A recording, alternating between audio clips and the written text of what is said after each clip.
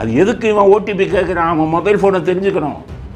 அப்போ ஜிபேல லஞ்சம் எலெக்ஷன் டைமில் 4000 5000 ஜிபேல போடுறதுக்காக ஃபோனை வாங்கி வச்சுருக்கான். எல்லார் ஃபோனையும் ஓடிபி வந்திருக்கான்னு கேட்குறான். யோகியங்கம்மா ஓடிபினாலே என்னன்னு தெரியாத அடிமுட்டாளுங்க நீங்கள். ஒருத்தனுக்கும் ஒன்றும் தெரியாது. எல்லவனா 5ஆம் கிளாஸ் 6ஆம் கிளாஸை தாண்டாதவன். அப்போ வைகோ என்ன கேட்டாருன்னு தெரியுமா? இன்னைக்கு பேசுகிறாரு போய் நின்றது தவறுன்னு. என்ன பேசுறாரு தெரியுமா? அம்மா எனக்கு 5 சீட்டு கொடுங்க. ஏன்னா 5 சீட்டு நீங்கள் கொடுத்தீங்கன்னா தான் என் கட்சிக்கு அங்கீகாரம் கிடைக்கும், என் கட்சிக்கு ஒரு சின்னம் கிடைக்கும். கேட்டாரா இல்லையான்னு கேளுங்க. இன்னைக்கு போய் தப்பு தெரியாமன்னு போய் கெஞ்சினார். சரத்குமாரை கூட்டிட்டு பின்னாடி போய் ஒளியலை கராத்தே தியாகராஜன் வந்த உடனே ஓடி. அப்போ தான் நினைச்சேன் ஜெயலலிதா ஆஹா இப்படி ரவுடிகளுக்கு ஏற்ற ஒரு ரவுடி வந்தாங்க, அடிச்சு அடி. ஸோ இந்த எலெக்ஷனும் 2026 எலெக்ஷனும் எப்படி நடக்கும், எப்படி மக்கள் ஓட்டு போடுவாங்கிறத புரிஞ்சுருப்பீங்க.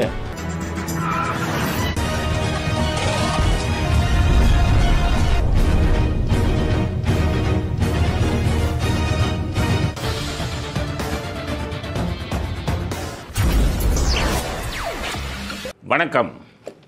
இன்றைய அரசியல் ஆடுகளம் உங்களை அன்புடன் வரவேற்கிறது. இன்றைக்கி முக்கியமான அரசியல் செய்திகள், அரசியல் அலசல் என்ன அப்படிங்கிறத பற்றி கொஞ்சம் பார்க்கலாம். முதல் செய்தி,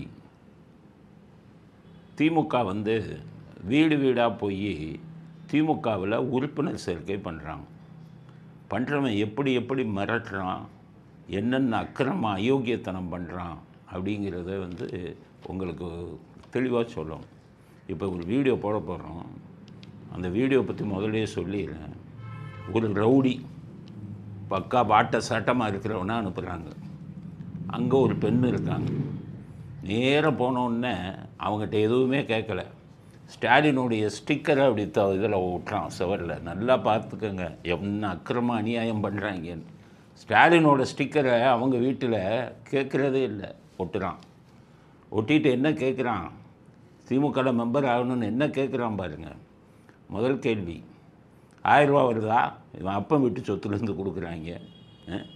கருணாநிதி சொத்துலேருந்து கருணாநிதி 2Gயில் கொள்ளையடித்து குடும்பத்துக்கு பகுந்தாரில் அந்த சொத்துலேருந்து மக்களுக்கு 1000 ரூபா கொடுக்குறாங்க. இல்லை ஸ்டாலின் இப்போ வெளிநாடுகளெல்லாம் கம்பெனி வச்சு லட்சக்கணக்கான கோடி சம்பாதிச்சிருக்காரு. அந்த பணத்துலேருந்து 1000 ரூபா மாதம் கொடுக்குறீங்க இல்லத்தரசிகளுக்கு. அவன்கிட்ட கேட்குறேன், 1000 ரூபா வருதா? என்னமோ அப்பம் வீட்டு சொத்தை கொடுக்குற மாதிரி. என்ன அக்கிரமம் பாருங்கள். அடுத்து விடியல் பயணம், பஸ்ஸில் இலவச பஸ்ஸில் போகிறீங்களா? இவங்க அப்போ வீட்டு சொத்து மாதிரி.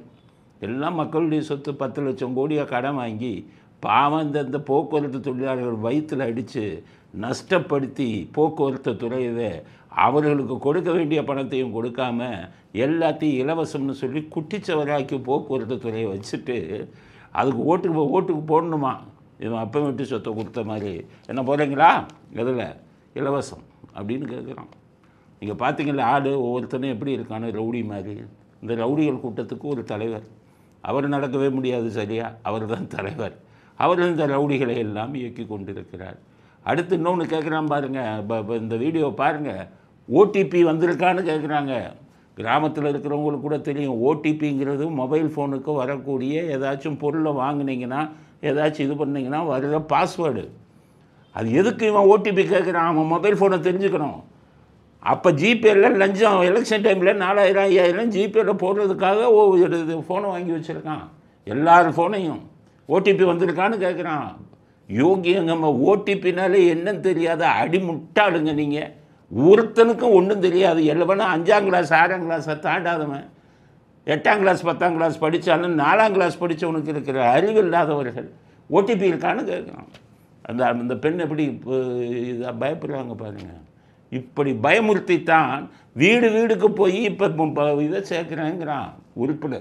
உறுப்பினர் சேர்க்கைங்கிறான். இவனை பிடிச்சா ஓட்டு போடுறாங்க. என்னன்னு கேட்டிங்கன்னா, இது எப்படி நடக்கும்னா, இப்போ நீங்கள் பார்த்தீங்க ஒரு பெண்ணு நிற்கிறாங்க. இந்த வீடியோ பாருங்கள். இல்லை அவனுக்கு அந்த 1000 ரூபாய் வருதா? மாதம் 1000 ரூபாய் வந்துருச்சா? சரி ரைட். அந்த காரை கட்டுப்பான். ஓடிபி மட்டும் சொல்லுங்க. போன்ல ஓடிபி வருமா? நான் சொல்றேன், அதுக்கு மட்டும் இது பண்ணுங்க.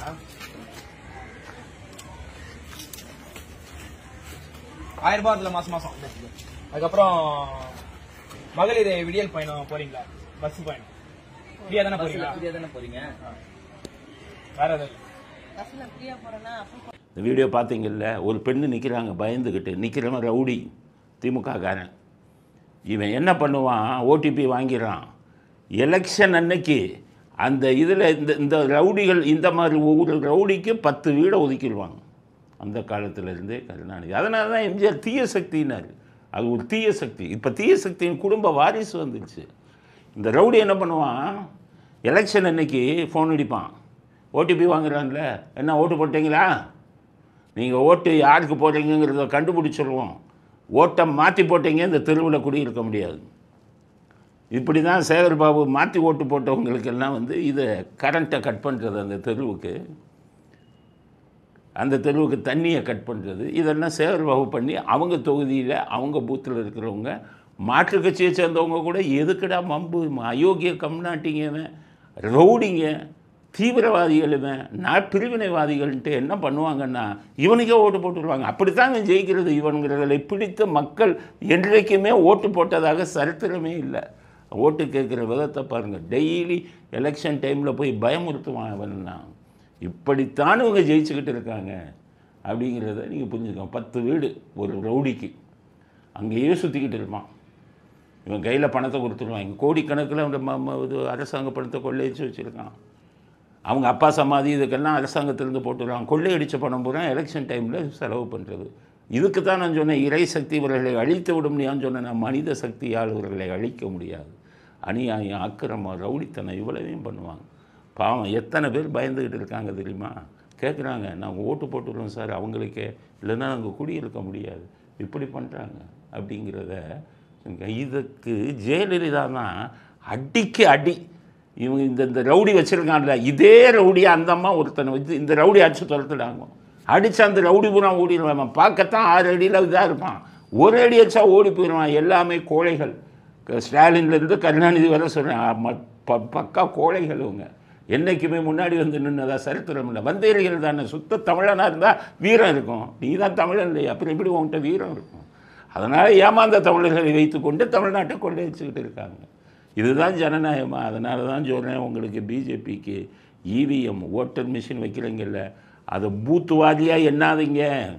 மொத்த தொகுதிக்கும் பூத்து வாரியாக நீங்கள் ஓட்டை போட்டுட்டு எண்ணும்போது மொத்த பூத்துக்கும் மொத்தமாக ஒரே ஒரு 5 நிமிஷம் 5 செகண்டில் ரிசல்ட் வந்துடணும். அப்படி வச்சாதான் இந்த சமூக விரோதிகள்கிட்டருந்து தமிழ்நாட்டு மக்களை காப்பாற்ற முடியும்.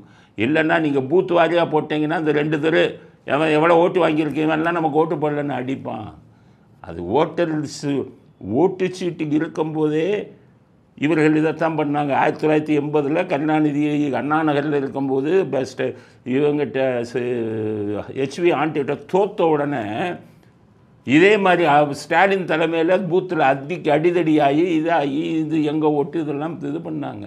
அப்போ அவர்களுக்கு தெருவெல்லாம் தெரிஞ்சு போச்சு. பூத் வயசாக என்னன்னா, பூத் வாரியாக என்னன்னா, எந்த பூத்து எந்த தெரு போட்டான்னு. அப்போ அண்ணா நகரில் இருக்கிற ஷெனாய் நகர் இருக்கிற பகுதியிலலாம் நைட்டு 10-12 மணிக்கு மேலே ஸ்டாலின் அவர் தலைமையில் ரவுடிகளை கொண்டாந்து எங்களுக்கு ஷெனாய் நகரில் ஓட்டு போடலன்னு கல்லை விட்டு வீடு வீடுக்கு அடித்தாங்க. அதனால தான் சொல்லுகிறேன், பூத் வயசாக என்னன்னைங்க தமிழ்நாட்டில் இந்த இது தீவிரவாதிகளை, இந்த பிரிவினைவாதிகளை நம்ம அடக்கவே முடியாது. இந்த மாதிரி இது பண்ணி தான் பண்ணுவான். இவர்களை எப்படி ஜெயிக்க முடியும்? இறை சக்திங்கிறது ஒரு இவங்கள மாதிரி இவங்களோட ஒரு ரவுடியை கொண்டு வரும். ஜெயலலிதா அடிச்சு அடியில் ஸ்டாலின் ஓடினதெல்லாம் கண்ணால் பார்த்தேன்னு. 2001 பஞ்சாயத்து உள்ளாட்சி தேர்தலில் ஓடலை. சரத்குமாரை கூட்டிகிட்டு பின்னாடி போய் ஒளியலை. கராத்தே தியாகராஜன் வந்த உடனே ஓடி. அப்போ தான் நினைச்சேன் ஜெயலலிதா ஆஹா இப்படி ரவுடிகளுக்கு ஏற்ற ஒரு ரவுடி வந்தாங்க, அடிச்சு அடி. ஸோ இந்த எலெக்ஷனும் 2026 எலெக்ஷனும் எப்படி நடக்கும், எப்படி மக்கள் ஓட்டு போடுவாங்கிறத புரிஞ்சுருப்பீங்க. ஒரு உறுப்பினர் சேர்க்கை எப்படி பயமுறுத்தி பண்ணுறான் பாருங்கள். அதனால் மக்கள் எல்லாம் ஒரு பெரிய புரட்சி, மௌன புரட்சி, மௌனமாக இருந்து இவங்களை முடிவு கட்டணும். இப்போ இதை முடிஞ்சு ஒரு எஸ்ஐயை போய் மாவட்ட துணை செயலாளரான எஸ்ஐ போய் என்ன பண்ணுறான், அடிக்க போகிறான். பேனர் அங்க வச்சிருக்கேன். பேனர் கழட்ட சொன்னா கழட்ட மாட்டேங்கிறேன்.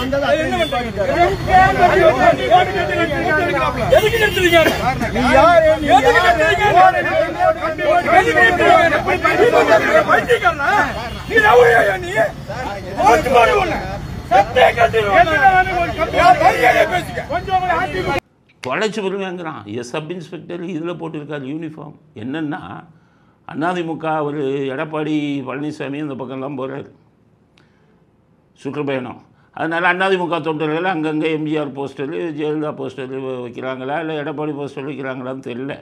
ஏன்னா எடப்பாடி எம்ஜிஆர் ஜெயலலிதாவெல்லாம் மறந்துட்டார். அவர் போஸ்டர் தான் வச்சுக்கிறாரு. ஏதோ ஒரு போஸ்டர் வச்சு வைக்கிறாருன்னு வைங்க. தொண்டனுக்கு தான் எம்ஜிஆரும் ஜெயலலிதாவும் முக்கியம். தலைவர்கள் யாரும் அவர்களை நினைப்பதில்லை. ஏதோ ஒரு போஸ்டர் வச்சாங்க. அதை திமுக ரவுடிகள்லாம் அந்த போஸ்டர்லாம் தூக்கி எறிகிறான். அப்போ அவங்க போலீஸில் போய் சொல்கிறாங்க. அப்போ எஸ்ஐ ஏன் போஸ்டர் எடுக்கிறீங்க, பிரச்சனை வரும்னா அந்த எஸ்ஐயை மிரட்டுகிறான். அந்த மாவட்ட துணை செயலாளரான் தனி ஆளாக வந்துக்கிட்டால் ஓடிடுவான். அங்கே ஒரு 10 பேரை வச்சுக்கிட்டு எஸ்ஐ அடிக்க போகிறான். அந்த வீடியோவை பாருங்கள். ஆக எவ்வளவு அநியாயம் அக்கிரமத்தை அவன் பண்ணிக்கிட்டு இருக்கான் பாருங்கள். இப்படிப்பட்டவன் தான் மாவட்ட இந்த அடிக்க போகிறானே எஸ்ஐ, அவன் மாவட்ட துணை செயலாளர் தான். ஸோ இப்போ திமுகவில் இருக்கிற பூரா இந்த மாதிரி மாவட்ட செயலாளர் தான். அதனால தான் சின்ன பையன் உதயநிதி என்ன சொல்கிறாரு, நம்ம பாலிரால் உதயநிதி என்ன சொல்கிறாருன்னா, செந்தில் பாலாஜி மாதிரி மாவட்ட செயலாளர் இருக்கணுமா பாருங்கள். ரவுடிகளை இவர்கள் தான் இயக்குறாங்க. செந்தில் பாலாஜி மாதிரி செந்தில் பாலாஜி அவர்கள் மாதிரியே அனைத்து மாவட்ட செயலாளர்களும் இருந்துட்டாங்கன்னா எந்த பிரச்சனையுமே இல்லை. செந்தில் பாலாஜி ஏன் அப்படி சொல்கிறாருன்னா, 16,000 பேருக்கு நேற்று மட்டன் பிரியாணி, சிக்கன் வறுவல்லாம் போட்டார்ல, அது மாதிரி மாவட்ட செயலாளர் இருக்கணுமா. கள்ள ஓட்டு போடுறாருல்ல, அவங்களுக்கு என்னென்னா அவங்கள மாதிரி மாவட்ட செயலாளர்னா அதில் பல அர்த்தம் இருக்குது. ஸ்டாலின் முன்னாடி பேசின வீடியோ பார்த்தீங்கன்னா, இளவரசிக்கு மிகவும் நெருக்கமான செந்தில் பாலாஜின்னு ஏன் சொன்னார். அங்கே இருந்த கோடிக்கணக்கான ஆயிரக்கணக்கான கோடி பணத்தை அடிச்சுட்டு வந்துட்டார் செந்தில் பாலாஜிங்கிறது ஸ்டாலினோட அவரே பேசியிருக்கார். அடிச்சுட்டு வந்துட்டார். அந்த பணத்தை மொங்காம் போட்டு இங்கே எல்லாத்துக்கும் விட்டு ஸ்டாலின்கிட்ட போய் ஆயிரக்கணக்கான கோடியை கொடுத்து என்னை எம்எல்ஏ வாக்குங்க, மந்திரி ஆக்குங்க. அதனால தான் அப்படிப்பட்ட மாவட்ட செயலாளர் வேணுங்கிறார் உதயநிதி. எவன் ஆயிரக்கணக்கான கோடியை ஒன்று தாரை வார்த்தை கொடுப்பான்? எவன் 16,000 பேருக்கு மட்டன் பிரியாணி, சிக்கன் பிரியாணி போடுவான்? அம்மா டாஸ்மாக்கு வந்துக்கிட்டு அத்தனை பங்கையும் அப்படியே போய் எங்கள் துர்கா ஸ்டாலின் காலில் போய் கொட்டினார்ல. அதனால தான் சிறப்பு இலாக்கா இல்லாத மந்திரியாக ஒரு ஸ்டாலின் போட்டது. இந்த மாதிரி ஒரு மனிதர் உங்களுக்கு கிடைக்குமா? ஊரை கொள்ளையடித்த பணத்தை ஸ்டாலின் குடும்பத்துக்கு தாரை வார்த்து கொடுத்தாருல்ல. அதுதான் சொல்கிறார் உதயநிதி. அந்த மாதிரி ஒரு மாவட்ட செயலாளர் வேணும் அப்படின்னு. ஆக திமுக கலாச்சாரம், திமுகவை நம்ம ஏன் எதுக்குறோம்? எனக்கு என்ன திமுகவோட பங்காளி சண்டையா? நான் ஆரம்பத்திலிருந்து எதுக்குறேன். எனக்கு விவரம் தெரிந்ததுலேருந்து 71 எனக்கு 12 வயசு இருக்கும். அப்போவே நான் எதிர்த்தேன் திமுகவை. அப்போவே நான் பத்திரிக்கை பார்க்குறேன். இப்படி அநியாயம், இப்படி அக்கிரமம், இப்படி ரவுடிகள் இருக்காங்களேன்னு கடவுளாக பார்த்து எம்ஜிஆர் கொண்டு வந்தார். இல்லைன்னா அந்த 10 வருஷம் தமிழ்நாடு நாசமாக போயிருக்கேன் இவங்ககிட்ட மாதிரி. அவ்வளோ ரவுடிகள். போலீஸ் ஸ்டேஷனில் நான் சின்ன வயசில் பார்ப்பேன், துண்டை போட்டுட்டு எஸ்ஐ எல்லாம் டேயுமா கட்ட பஞ்சாயத்து உள்ளே நுழைஞ்சிருவான். 1971 கடவுளாக பார்த்து எம்ஜிஆரை கொண்டு வந்தார். அப்புறம் கடவுளாக பார்த்து ஒரு ஜெயலலிதாவை கொண்டு வந்தார். இல்லைன்னா இன்னொரு 30 வருஷம் அந்த தமிழ்நாடு நாரி போயிருக்கும். அப்படிப்பட்ட ஆட்சியைத்தான் இவர்கள் செய்து கொண்டிருக்கிறார்கள். ஆக 2026 தேர்தல் முடிவு எப்படி இருக்குங்கிறது இப்போவே தெரியுது. இதை எதிர்க்கக்கூடிய மிக திறமையான தைரியமிக்க மக்கள் செல்வாக்குள்ள தலைவர்கள் இல்லை. ஸ்டாலினுக்கு மக்கள் செல்வாக்கு சுத்தமாக கிடையாது. சும்மா அவங்க டிவியை இதை வச்சு தான் பண்ணிக்கிட்டு இருக்காங்க. மக்கள் செல்வாக்கு என்பது அவருக்கு கிடையாது. இதே மாதிரி ரவுடித்தனம், அராஜகம், பணம் இதை வச்சு 2026 இவர்கள் மீண்டும் ஆட்சிக்கு வந்து விடுவார்களோங்கிற பயம் எல்லோரும் மத்தியில் இருக்கிறது. இதெல்லாம் அதற்கு உதாரணங்கள் அப்படிங்கிறது முதல் கட்ட கருத்து. அடுத்தது முடிந்தது. கலாநிதி மாறன், தயாநிதி மாறன் பஞ்சாயத்து முடிஞ்சது. நான் நேற்றே சொன்னேன், ஸ்டாலின் பஞ்சாயத்து பண்ணுறாருங்கும்போது உங்களுக்கு ஒன்றுமே தெரியாது. ஷேருனா என்னன்னு தெரியாது, பப்ளிக் லிமிடெட் கம்பெனினா என்னன்னு தெரியாது, ப்ரைவேட் லிமிடெட் கம்பெனி என்னன்னு தெரியாது, டிவிடெண்ட்டுனா என்ன தெரியாது, ஷேர் கேபிட்டல், ஷேர் ட்ரான்ஸ்ஃபர் இதெல்லாம் ஒரு கம்பெனியில் வரும். சன் டிவிங்கிறது ஒரு பெரிய கம்பெனி. அதெல்லாம் புரிஞ்சுக்கிறதுனா ரொம்ப கொஞ்சம் மண்டையில் மூளை இருக்கணும். பஞ்சாயத்து பண்ணுறவருக்கு ஒன்றுமே இல்லைன்னு வச்சுக்கோங்க. பஞ்சாயத்து பண்ணுறவருக்கு எதுவுமே தெரியலன்னா எப்படி பஞ்சாயத்து பண்ண முடியும்? ஸ்டாலின் பார்த்தாரு, நமக்கு ஒன்றுமே தெரியாதுப்பா, இது என்னென்னமோ ஷேருங்கிறாங்க, ஃபேஸ் வேல்யூங்கிறாங்க, மார்க்கெட் வேல்யூங்கிறாங்க, பாம்பே ஸ்டாக் எக்ஸ்சேஞ்சுங்கிறான், நேஷ்னல் ஸ்டாக் எக்ஸ்சேஞ்சுங்கிறான். எதுவுமே ஒன்றும் புரியலையே, மண்டைக்கு மயல்லையன்ட்டு கொஞ்சம் விவரம் தெரிஞ்சவங்களாக பிடிக்கணும்னு சொல்லி விவரம் தெரியாதவங்கள பிடிக்கிறார்.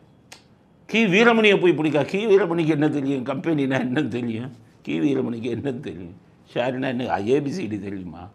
ஆனால் கி வீரமணியை பிடிச்சி நீங்கள் பேசுங்க பாப்பஞ்சாய். இன்னொருத்தர் இந்த இது உங்களுக்கு டாய்லெட் பேப்பர் ஆங்கில முறை சொல்லியை நடத்தும் டாய்லெட் பேப்பர் ஹிந்து என் ராம் 2 பேர்ட்டையும் பஞ்சாயத்து. ஹிந்து என் ராமுக்கு ஒன்று ஆடிட்டர்கிட்ட தான் கேட்கணும். ஹிந்து என் ராமுக்கு ஒன்றும் தெரியும். ஹிந்து என் ராமை பற்றி எனக்கு ஃபுல்லாக தெரியும். ஆடிட்டர்கிட்ட தான் போய் கேட்பார். கேட்டு பஞ்சாயத்து வச்சுருக்காங்க. அப்போ 3 பேர், அவர் கலாநிதி மாறன், தயாநிதி மாறன், ஒரு சகோதரி, இவங்க 3 பேர். அப்போ 3 பேர் பஞ்சாயத்து வைக்கும்போது சகோதரர்கள் ஒருத்தர் பார்க்க மாட்டேன், ஒருத்தர் பேச மாட்டேன்னு சொல்லிட்டாங்க. அதனால் அவங்களுக்கு மட்டும் வீடியோ கால், வாட்ஸ்அப் வீடியோ காலில் நேருக்கு நேராக நேரு பார்த்தா சண்டை வந்துடும். ஏன்னா தயாநிதி மாறன் ரொம்ப உணர்ச்சி வசப்பட்டவர், அவர் அடிச்சுடுவார், ரொம்ப கோவப்படுவார். கலாநிதி மாறன் அப்படி இல்லை, அவர் கொஞ்சம் சாஃப்ட் நேச்சர். ஆனால் 2 பேரும் பேசிக்கிறத பார்த்தீங்கன்னா காதை புத்திக்கணும். 2 பேரும் ஒருத்தருக்கு அவ்வளோ அந்யோன்யமாக பேசுவாங்க. அதனால் பஞ்சாயத்து வச்சுருக்காங்க.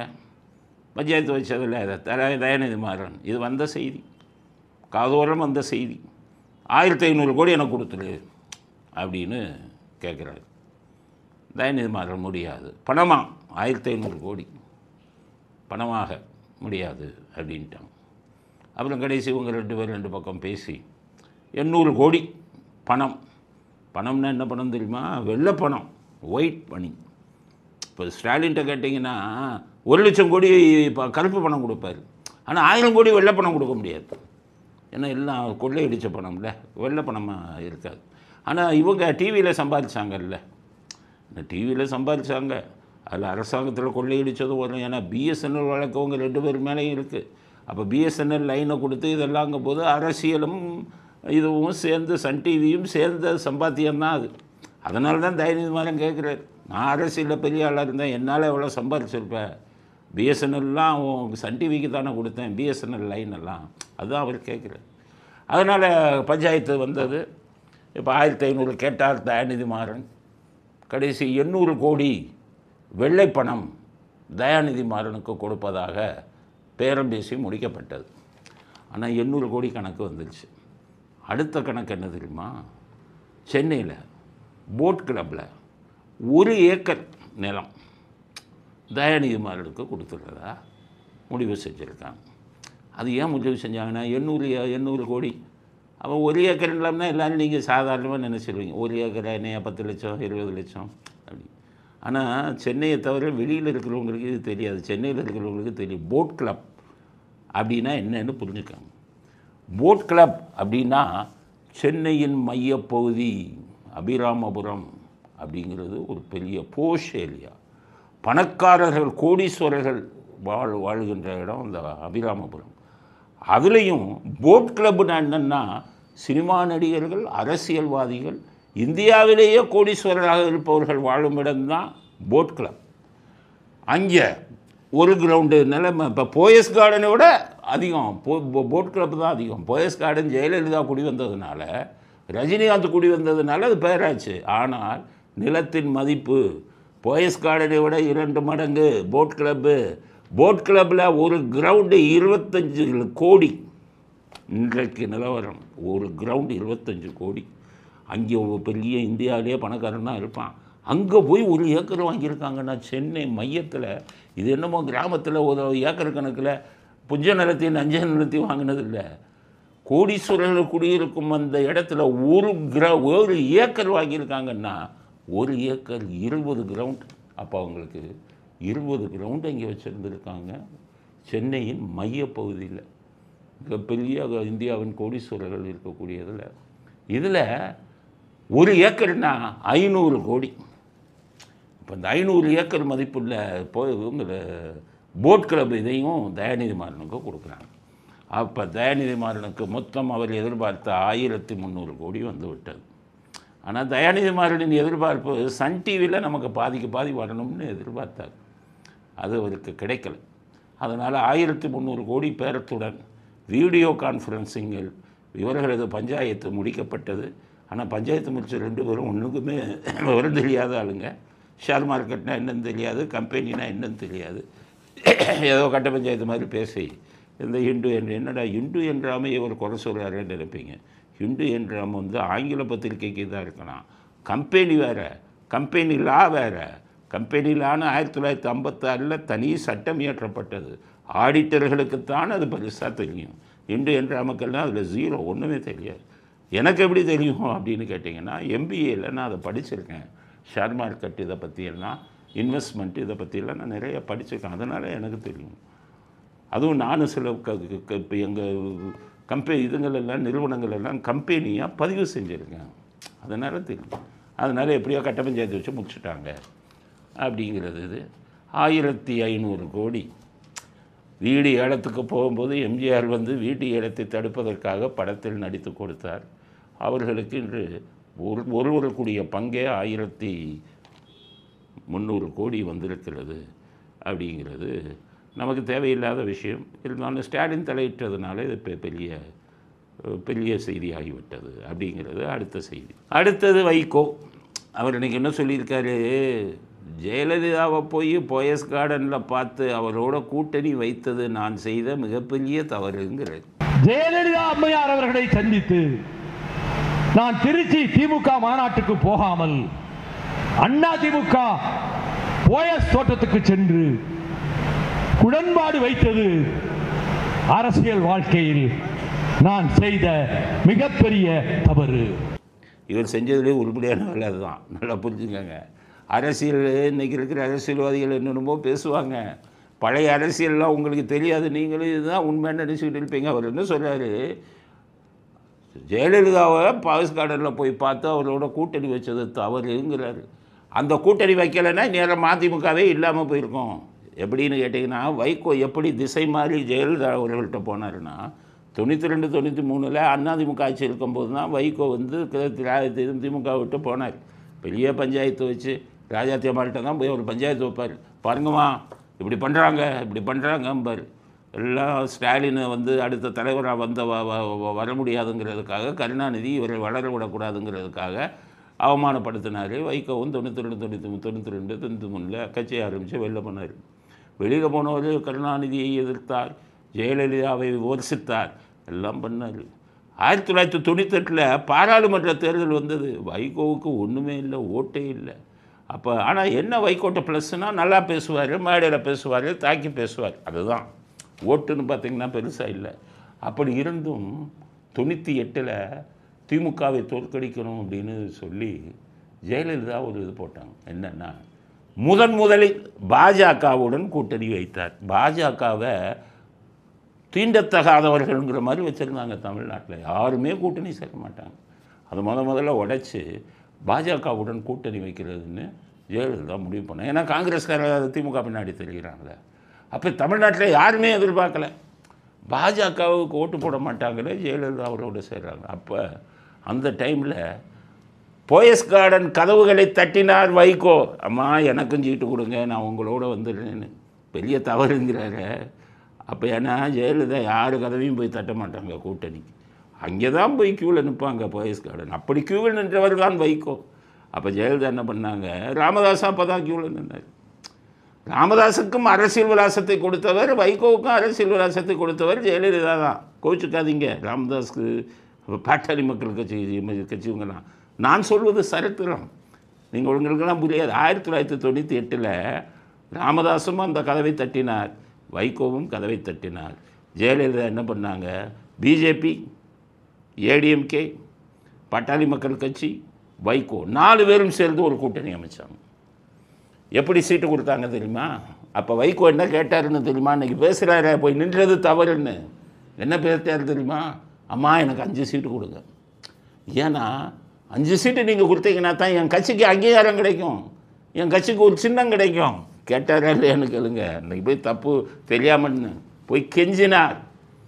இவர்களுக்கு அங்கீகாரம் கிடைக்கணும் என்பதற்காகவே பாட்டாளி மக்கள் கட்சிக்கு 5 MP சீட்டு, வைகோவுக்கு 5 MP சீட்டு, பாஜகவுக்கு 5 MP சீட்டு, மொத்தம் 15, மீதி இருக்கிற 25 ஏடிஎம்கே நின்னாங்க. 1998 எப்படி ஜெயிச்சாங்க தெரியுமா? ஜெயலலிதா 25 நின்னதில் 18 ஜெயித்தாங்க. பாஜக 5 நின்னதில் 3 ஜெயித்தாங்க. இதே வைகோ 5 நின்னதில் 3 ஜெயித்தார். பாட்டாளி மக்கள் கட்சி 5 நின்னதில் 4 ஜெயித்தாங்க. அந்த தேர்தலுக்கு பிறகுதான் பாட்டாளி மக்கள் கட்சிக்கு தேர்தல் கமிஷன் அங்கீகாரம் கொடுத்து மாம்பழ சின்னத்தை கொடுத்தாங்க. அந்த தேர்தலுக்கு பிறகுதான் வைகோவுக்கு பம்பர சின்னம் கிடைச்சது. அப்போ வைகோவுக்கு அரசியல் விலாசம் கொடுத்தது ஜெயலலிதா. ஆனால் நான் பெரிய தப்பாக பண்ணிட்டாங்க போயின்னு சொன்னீங்கன்னா உங்கள் கட்சியே இல்லாமல் போயிருக்கோம். இப்போ மட்டும் கட்சி இல்லாமல் இருக்குது. உங்கள் கட்சி எங்கே இருக்குது? பாவம், கட்சிக்காக உழைத்தவர்கள் எல்லாம் உங்கள் பையனுக்கு முக்கியத்துவம் கொடுக்கணும், உங்கள் மகனுக்கு முக்கியத்துவம் கொடுக்கணுங்கிறதுக்காக முதுகில் குத்துறீங்களே. சத்யா சொல்கிறாரு, அவர் வைகோ வாயிலிருந்து இப்படி வார்த்தைகளை நான் எதிர்பார்க்கவே இல்லை. நம்பிக்கை துரோகம் பண்ணது நீங்கள் தானே. கருணாநிதி உங்களுக்கு நம்பிக்கை துரோகம் பண்ணது உண்மையாக இருந்தால் சத்யா என்பவருக்கு கடைசி வரை உங்கள் பின்னால் இருந்த சத்யா என்பவர்களுக்கு நீங்கள் நம்பிக்கை துரோகம் பண்ணது உண்மை தானே. அப்படி தானே இருந்தீங்க. இப்போ கேட்குறேன், தர வைக்கோ 12 சீட்டு எதிர்பார்க்குறோம். கழுத தெரிஞ்சு கட்டெரும்பாயி 5 MP சீட்டு வாங்கினாங்க. 30 சீட்டுக்கு சமம். அது இன்றைக்கி 12 சீட்டு எதிர்பார்த்து கொண்டு இருக்கிறோம். திமுகலேருந்து எப்படி கொடுப்பாங்க? கணக்கு இடிக்குதே. உங்களுக்கு 1 MP சீட்டு தானே கொடுத்தாங்க. இந்த 2024 பாராளுமன்ற தேர்தலில் திருச்சி மட்டும் தானே கொடுத்தாங்க. 1 MP சீட்டுக்கு 6 MLA சீட்டு. அது 6 MLA சீட்டு தான் உங்களுக்கு ஸ்டாலின் கொடுப்பாரு. 6 கொடுக்குறாரான்னு பாருங்கள். அப்போ கழுத தெரிஞ்சு கட்டெரும்பா போன இந்த இதில் என்ன சொல்கிறாருன்னா, வைகோ ஜெயலலிதாவை இவர் போய் பார்த்தது தவிர ஜெயலலிதா இல்லைன்னா இன்றைக்கி நீங்கள் இல்லை, ஒரு அரசியல் விலாசமே இல்லாமல் போயிருப்பீர்கள். இப்பவும் போச்சு, உங்கள் தேர்தல் எல்லாம் போச்சு. இனி பம்பர் சின்னெல்லாம் கிடைக்காது. ஆனால் அப்போ கிடைச்சதுக்கு காரணம் ஜெயலலிதா. அதை மறந்துட்டு இவர் என்னமோ அங்கே போய் போனது தப்புன்னு சொல்கிறாரு. அப்படிங்கிறத மக்கள் புரிஞ்சுக்கோங்க. வைகோ எப்படி சந்தர்ப்பவாத அரசியல் பேசுகிறார். நேற்று பிரஸ்காரங்களை பார்த்து அடிடாங்கிறார். ஏன்னு கேட்டிங்கன்னா காலிச்சாரை போய் படம் எடுக்கிறாங்க. அப்போ எந்த அளவுக்கு தரம் தாழ்ந்து விட்டார் வைகோ. ஒரு அரசியல்வாதியாக உருவெடுப்பார் என்று எல்லோரும் எதிர்பார்த்த வைகோ இப்படி போயிட்டாரே. எப்படி இருந்தனா இப்படி ஆயிட்டேன்னு சொன்னபடி எப்படி இருந்த வைகோ இப்படி ஆகிவிட்டார் என்பது நம் தமிழ்நாட்டு மக்கள் தெரிந்து கொள்ள வேண்டிய அடுத்த செய்தி. அடுத்தது ராமதாஸ் புலம்பிட்டார். அவர் டெய்லி புலம்பிட்டார். இன்றைக்கி என்ன சொல்லிட்டாரு? என் சீட்டுக்கு அடியில் எவனோ ரெக்கார்ட் பண்ணுறத இதை வச்சுட்டு போயிட்டாங்க. என் வீட்டிலேயே நான் உட்கார்ற இடத்துல, என் வீட்டிலேயே என் பக்கத்தில், என் நாற்காலிக்கு பக்கத்திலேயே ஒட்டு கேட்கும் கருவி யார் வச்சாங்க, எதற்காக வச்சாங்கன்றதை ஆராய்ச்சி பண்ணிகிட்ருக்கோம். அதை எடுத்து கண்டுபிடிச்சி எடுத்து பார்த்தா லண்டன்லேருந்து வந்துடுது. அது சாதாரண வேலை கிடையாது, அதிகமான விலை உள்ள ஒரு கருவி. அது என்ன ரெக்கார்ட் பண்ணுறது? அது இங்கிலாண்டை சேர்ந்ததான். அப்படிங்கிற இந்த இங்கிலாண்டை சேர்ந்த மிஷினை கீழே வச்சுட்டா என்ன நடக்கும் அதெல்லாம் அவருக்கே தெரியாது. இதுக்கு அது சொல்லிடுறேன். ஏன்னா டிடெக்டிவில் எனக்கு அனுபவம். நான் இதுங்களெல்லாம் உபயோகப்படுத்தியிருக்கோம், நல்ல விஷயத்துக்கு உபயோகப்படுத்தியிருக்கோம். அதனால் அவருக்கு சொல்கிறது என்னங்கிறது நீங்கள்லாம் தெரிஞ்சுக்கணும். அது என்ன ரெக்கார்ட் பண்ணுறது அப்படின்னா, இதுக்கு பேர் ரூம் டிரான்ஸ்மிட்டர்னு பேர். ரூம் டிரான்ஸ்மிட்டர்னால் நீங்கள் ஒரு ரூமில் இருக்கீங்க, உங்கள் ரூமுக்குள்ளே ஒருத்தவங்க வராங்க. அது என்ன பண்ணிடுறாங்க, அந்த ரூம் டிரான்ஸ்மிட்டரை ரூமில் எதையாச்சும் ஒரு மூலையில் வச்சுட்டாங்கன்னா வச்சுட்டு போயிடுறாங்க. போனதுக்கப்புறம் அந்த டிரான்ஸ்மிட்டரில் ஒரு சிம் கார்டு இருக்கும். வெளியில் போயிட்டு இங்கேருந்து ஒரு 1000 கிலோமீட்டர் தாண்டி அவங்க போயிட்டு அந்த சிம் கார்டு நம்பருக்கு அடித்தா அந்த ரூமில் வச்சுருக்கிற டிரான்ஸ்மிட்டரில் உள்ள சிம் ரிங் ஆகாது, ரிங்கிங் டோன்லாம் வராது, ஆட்டோமேட்டிக்காக ஓப்பன் ஆகும். அது உள்ளே இருக்கக்கூடியது ஸ்பை பக் அப்படின்னு பேர். ரெக்கார்ட் பண்ணக்கூடியது அப்படியே திறந்ததுன்னா 1000 கிலோமீட்டருக்கு அப்புறம் இருந்து அவங்க கேட்டாங்கன்னா இந்த ரூமில் என்னென்ன பேசுகிறார்கள் என்பதை அந்த இதில் கேட்கும். இதுதான் ரூம் டிரான்ஸ்மிட்டர், ஸ்பை பக்குன்னு பேர். இது இங்கிலாண்டில் 2007 நாங்கள் இதை உபயோகப்படுத்தியிருக்கோம் டிடெக்டிவ் இதுக்கு. அதனால் எனக்கு தெரியுது. ஸோ இந்த ரூம் டிரான்ஸ்மிட்டர் பக்கை கொண்டு போய் எவனோ ராமதாஸ் இருக்கிற சீட்டுக்கு கீழே வச்சுட்டான்னு ராமதாஸ் புலம்புறாரு. இப்போ ஆராய்ச்சி செஞ்சுக்கிட்டு இருக்கேன், எவன் தூக்குன்னு, எவன் உள்ளே வந்தான், எவன் கொடுத்தான் அப்படி. அவங்க குடும்பம் வந்து எல்லாமே ஒன்றாக இருந்த குடும்பம். தைலாபுரத்தில் அப்பப்போ தைலாபுரத்தில் இருக்கிற பியூன்லேருந்து, தைலாபுரத்தில் இருக்கிற தோட்டக்காரன்லேருந்து, அங்கே வேலைக்காரங்கிறது எல்லாமே அன்புமணிக்கு தெரியும். அப்போ அன்புமணி என்ன பண்ணுவார், அங்கே ஒரு ஆளை கூப்பிட்டுட்டே இதை உள்ள வீடானா வச்சுருப்பாங்கல்ல. இல்லை குடும்ப உறுப்பினர்களே அன்புமணிக்கு வேண்டியவங்களும் இருப்பாங்கல்ல, அவங்க கூட வச்சுருக்கலாம். ஆனால் மூணாவது ஒரு சந்தேகம் என்ன விசாரிச்சுக்கிட்டு இருக்காராம் ராமதாஸ். ஒரு யூடியூபர் இப்போ அவர் பேட்டி எடுக்க போனார். அவங்க சொன்னாங்க யூடியூபர் பேட்டி எடுக்க போனார். ஆனால் அவர் பேட்டி எடுக்க அந்த மெயின் யூடியூபரே போனார். அப்போவே நான் நினச்சேன் இப்போ நாங்களாம் யாரையும் பேட்டி எடுக்கலாம் போக மாட்டோம். ஆனால் அந்த மெயின் யூடியூபரே போகிறார். ஏன்னு கேட்டிங்கன்னா அரசியல் பணம் கொடுப்பாங்க. அப்போ மெயின் ஆள் நம்மளை என்ன வேறு ஆள் என்ன பண்ணுவான், பணத்தை எடுத்துகிட்டு பாதியத்தானே மட்டும் சொல்லுவான்னு அந்த மெயின் யூடியூபரே போகிறாங்க. இது தைலாபுரத்து செய்தி இப்போ வந்து போன உடனே ராமதாஸ் அவர்கள் மிகப்பெரிய விருந்து வச்சுருக்காரு. அவருக்கும் கூட வந்தவங்களுக்கும் விருந்தை நன்றாக சாப்பிட்டார்களாம். விருந்து முடித்த உடனே பெரிய அளவில் ஒரு பண இதையும் கொடுத்தாராம். அந்த யூடியூபர் வந்து இந்த மாதிரி இந்த ஸ்பை இதை ரகசிய கேமராவை ஆடியோவை அவர் உள்ளே வந்து வச்சுட்டாருங்கிற சந்தேகமும் அவங்களுக்கு வந்துருக்கணும். ஏன்னா அன்புமணிகிட்ட நான் பேட்டி எடுக்க போகிறேன், உள்ளே ஒன்று வச்சுட்டு வந்துடுறேன், எவ்வளோ கொடுக்குறீங்கன்னு பேசி அதையும் வாங்கி விட்டாருங்கிற ஆராய்ச்சியில் தைலாபுரம் ஈடுபட்டுக்கிட்டு இருக்காங்கிறதா தைலாபுரம் செய்திகள் சொல்லப்படும். ஏன்னா அந்த யூடியூபில் சொல்ல முடியாது. அவர் ஸ்டாலினை வந்து ஆரம்பத்தில் பயங்கரமாக விமர்சித்தார். அவரே அப்பாயின்மெண்ட்டு கேட்டு ஸ்டாலினையும் உதயநிதியும் போய் பார்த்துட்டு வந்துட்டார். ஸோ அந்த மாதிரி குணமுடையவர். அவர் ஒருவேளை அந்த டிரான்ஸ்மிட்டரை வச்சிருப்பாரோ அப்படின்னு தைலாபுரத்தில் இருப்பவர்கள் சந்தேகத்துடன் இருக்கிறார்கள் அப்படிங்கிறது நமக்கு கிடைத்த அடுத்த செய்தி. அடுத்தது இந்த டாய்லெட் பேப்பர் முரசொலி. அவன் சும்மாவே இருக்க மாட்டேங்க, எவனும் படிக்கிறது இல்லை. அதில் போடுறதெல்லாம் கொஞ்சம் இதில் போட்டு இந்த டிஎம்கே ஐடிவிங்கில் போட்டுக்கிட்டு இந்த இதில் இப்போ படிக்காதனால என்ன பண்ணுறாங்க, ட்விட்டரில் முரசொலி தலையங்கம், எவன் படிக்கிறான் தலையங்கத்தை அதிமுககாரனே தூக்கி போட்டான். அதை வந்து ட்விட்டரில் போட்டுக்கிட்டு இப்போ போட்டுருக்காங்க. என்னென்னு கேட்டிங்கன்னா, சங்கிகளின் குரல் போல பழனிசாமி ஒழிக்கிறார் அப்படின்னு. அங்கே ஒரு 27,000 சம்பளத்தில் இருக்கிற பையன் எழுதுனான். அவன் தான் தலையங்க எழுதுகிறவன். இந்த இதில் எழுதுகிறவன் பூரா யாருன்னு கேட்குறீங்க, 27,000 30,000 சம்பளம் கொடுக்குறாங்க. அவன் வேறு வேலை இல்லாமல் அவர் எழுதினார் உடன்பிறப்பேன்னு ஊரை ஏமாத்துறதுக்கு. எந்த உடன்பிறப்பும் அவர் இதை படிக்கலை அவர் உயிரோடு இருக்கும்போதே. இப்போ இவங்களை வச்சுக்கிட்டு சங்கிகளின் குரலாக ஒழிக்கிறார் பழனிசாமி அப்படின்னு எழுதுறது. இப்போ சங்கின்னு சொல்லிக்கிட்டே இருக்காங்க. அதனால தான் சொன்னேன் இவங்களெல்லாம் மங்கின்னு சொல்லணும். சங்கிகளின் குரலாக ஒழிக்கிறார் பழனிசாமினா மங்கிகளின் குரங்குகளின் குரலாக ஒழிப்புக்கிறார் ஸ்டாலின் தான் நம்ம சொல்லணும். மங்கிகளின் குரலாக ஒழிக்கிறார். ஜெயலலிதா சொன்னாங்க இவங்களெல்லாம் மங்கிகள் கூட்டம், குரங்கு கூட்டம். பூமாலையை போய் இந்த கூட்டத்தில் கொடுத்தாங்கன்னு 2006 பேசுனாங்க. அது எனக்கு அப்படியே ஞாபகம் இருக்குது. அதனால குரங்கு கூட்டம்னு சொன்னாங்க. ஸோ இவங்க நம்மெல்லாம் சங்கினா இவெல்லாம் மங்கின்னு சொல்லணும்னு சொன்னோம். ஆனால் இப்போ நான் என்ன சொல்கிறேன், நான் சுத்த தமிழன். இப்போ ஸ்டாலின் சுத்த தமிழன் இல்லை. எங்களை சங்கின்னு உங்கள் கூட்டம் சொல்லுதுன்னா ஒத்துக்கிறோம்ப்பா, சுத்த தமிழன். ஆனால் சங்கி நீ சொல்கிற. ஆனால் நீ எல்லாம் வந்தேரி. நீ சுற்றி திராவிடம்ங்கிற போர்வையை போர்த்து கொண்டிருக்கும் வந்தேரி. எவனுமே சுத்த தமிழன் இல்லை. எங்களை சங்கின்னு சொன்னால் பெருமைப்படுறேன், நான் சுத்த தமிழன். நீ தமிழனே கிடையாது. வெக்கம் இல்லாமல் எங்களை பார்த்து சங்கி. சாமி கும்பிட்றவன் சங்கியா? ஒன்றை மாதிரி நாட்டை கொள்ளையடிக்கிறவன் மங்கி. அதுதான் குரங்குகள் கூட்டம். அதனால் இந்த குரங்குகள் கூட்டம் நம்மளை பார்த்து சொல்கிறத பற்றி தமிழ்நாட்டு மக்கள் இது பண்ண வேணாம். சங்கிங்கிறது என்ன பெரிய இதுவாக பண்ணிட்டோம். சாமியை கும்பிட்றவன்னு சொல்கிறான். சங்கிங்கிறது யாரும் சொல்கிறான்? கோயில்களில் போய் பூஜை நடத்துகிறவங்க, சாமி கும்பிட்றவங்க, இவங்களை தான் சொல்கிறேன். அதில் பெருமைப்படுறோம். நாங்கள் சங்கியாக இருப்பதில், ஒரு தமிழனாக இருப்பதால் நான் சங்கியாக இருப்பதில் பெருமைப்படுகிறேன். நீ தமிழனும் கிடையாது, நீங்கள்லாம் மங்கிகளின் கூட்டம். இந்த மங்கிகளுக்கு வந்து குரல் ஒலிக்கிறதுக்காக ஒரு பத்திரிக்கை, டாய்லெட் பத்திரிக்கை தமிழ்நாட்டில் எவனுமே படிக்கிறதில்ல. வெக்கம் இல்லாமல் அதை ஒன்று எடுத்து ட்விட்டரில் போட்டுக்கிட்டு இவங்களுடைய ஐடி டீமை வச்சுக்கிட்டு அதை எல்லாருக்கும் அனுப்பிக்கிட்டு இருக்காங்க.